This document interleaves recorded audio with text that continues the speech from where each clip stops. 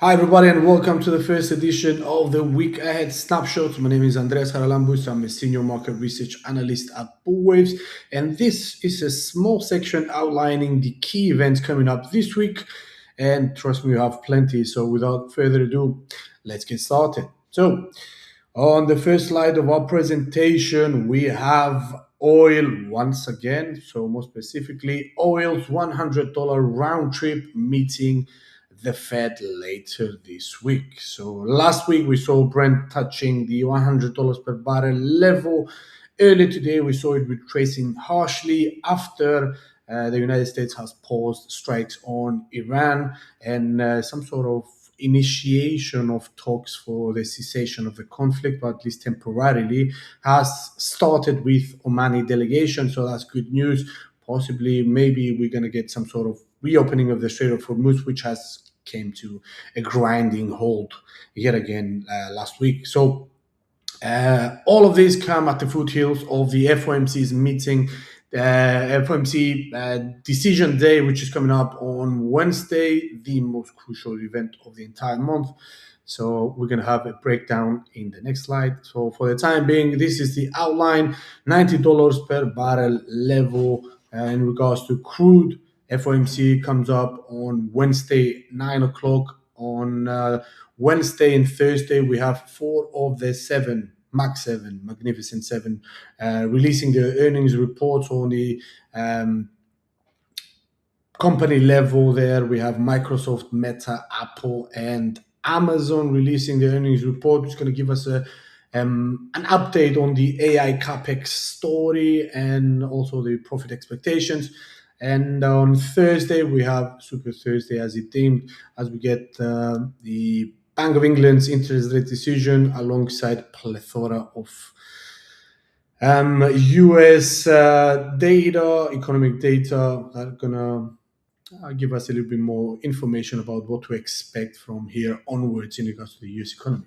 So let's move on to the second slide, where we're going to deep a little bit more deep on the two most crucial factors of this week, and we have struggled to narrow it down to two.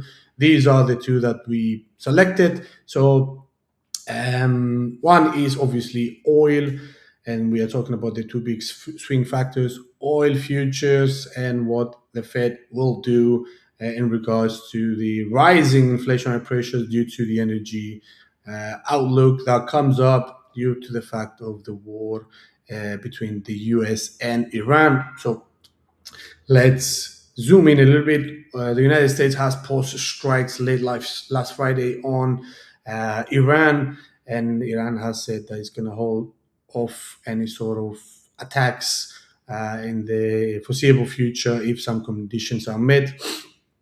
And also, we have some Omani-backed delegation starting with talking with the United States in order to reopen the Strait of Hormuz. Again, these are positive signs that possibly we're going to get some sort of resolution of the conflict, or at least reopening of the Strait of Hormuz, and shipping activity is going to finally reinstate itself. That's why we see this kind of sharp retracement in oil prices earlier today, so falling near the $90 per barrel level after hitting the $100 mark last week. So this is obviously headline driven. We got some sort of a pile up of headlines on over the weekend. At the start of this session, we see obviously the move taking place. So let's not forget 20% of the world's oil flows through the Strait of Hormuz. So again, it's a crucial choke point, if you would like, in regards to maritime travel. That's one of the key. That's why we keep mentioning it. And talking about straits, over the weekend we have also heard Houthis, more specifically many Houthis, saying or warning that any ship that passes through the Strait of Bab el Mandeb, the choke point at the entrance, in a sense, so to the Red Sea, the other side is the Suez Canal. So they're going to be attacked by the Revolutionary Guard as well, so the militia that controls this kind of key and crucial land there. So maybe over the next few weeks, we're going to shift our attention from the Strait of Hormuz to the Strait of Bab el Mandeb. Who knows? For the time being, this is a catalyst that may come into play in the future. This kind of fall of oil prices down to, more specifically, Brent crude, down to the $90 per barrel level, may be just temporary. We'll see. Also, switching our attentions and switching gears, moving on to the FOMC's rate decision. This is the main event of the week, as we just mentioned, probably the main event of the month. So markets are leaning towards a pause. They expect a pause from the Federal Reserve, Fed Wash's Federal Reserve, keeping rates steady at 3.5 to 3.75% level for the fifth consecutive session. So a 25 basis points rate hike is on the table, but at least for the time being, we only get a 30%, 35% chance for this scenario to materialize. Most of market participants are siding with the pause scenario. Hike scenario, however, is prominent for the September meeting, and probably shall we see inflationary pressures starting to rise once again, and you have a prominent reason there, which is oil prices rallied over the past month or so.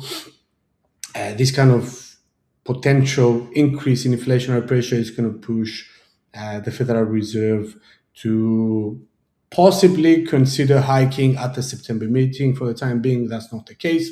So a pause is the prominent scenario right now, but we're going to monitor closely the developments, more specifically from the Federal Reserve. Since we don't have any dot plot or any forward guidance from the Federal Reserve, we're going to pay a close attention to Chairman Walsh's kind of commentary, because this is the only point of, let's just say, or source of control of information. So again, we're going to be paying close attention to his commentary.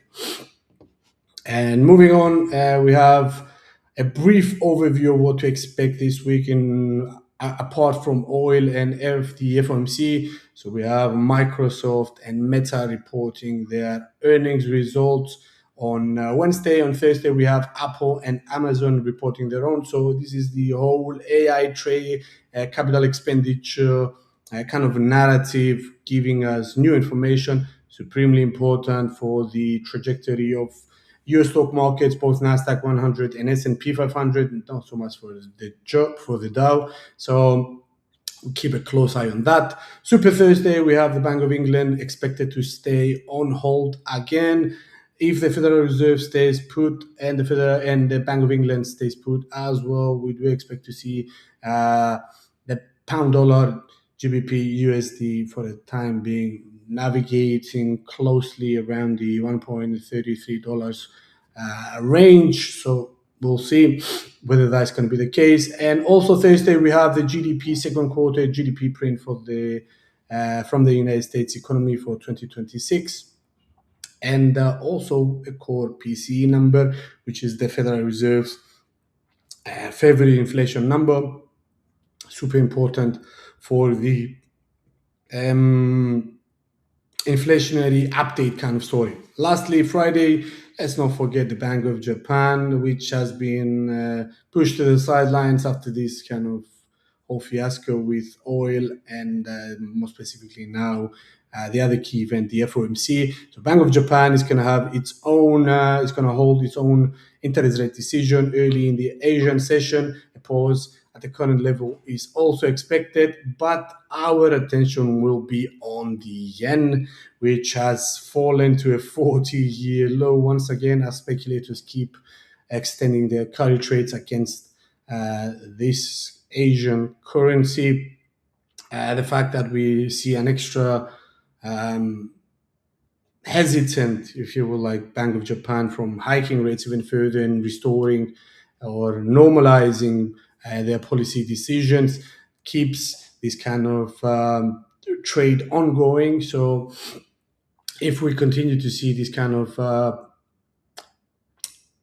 hawkish positioning from traders against the yen, maybe we're going to keep Maybe the yen is going to devalue even further from here onwards, if and only if the Bank of Japan is not intervening alongside with the Japanese Finance Ministry. So geopolitical radar, we have a fragile de-escalation kind of plan for this week. Again, oil related. Oil inflation feedback is also closely watched. And lastly, as we just mentioned, the Japanese yen at the 40-year low. These are the key trades for this week. So Japanese yen and oil. Lastly, again, this is the weekly calendar overview. We mentioned all of this, so it's for you for a visual outlook to digest this kind of information and update your own calendars. These are the events of the week. Hopefully you enjoyed this. You have enjoyed this kind of session. Hopefully it was small enough and easy for you to digest.